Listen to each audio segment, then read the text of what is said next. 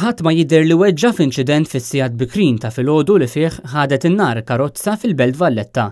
L-inċident seħħ għal-ħabta tal-4:30 ta' filgħodu bejn triq l-Isptar u triq ir-Repubblika u kien f'dak il-ħin li l-pulizija ġew infurmati li kien hemm karozza li kienet qed taqbad. Minnu fih fuq il-post, apparti pulizija mill-Assa tal-Belt, issejħu wkoll pumpiera mid-Dipartiment tal-Protezzjoni Ċivili li marru fuq il-post biex jikkontrollaw in-nar li għad mhux magħruf kif żviluppa. Wara xi ħin, l-uffiċjali tal-Protezzjoni Ċivili rnexxielhom jikkontrollaw in-nar li mhux biss ħakem lil karozza tat-tip Ford Focus iżda li kien laħaq infirex ukoll qalma faċċata ta' residenza bis-swit il-karozza. Fil-fatt kelliema l-pulizija qaltilna li konsegwenza tan-nar kien hemm parti minn residenza li kellha l-bieb u anke parti mill-gallerija jaqbdu.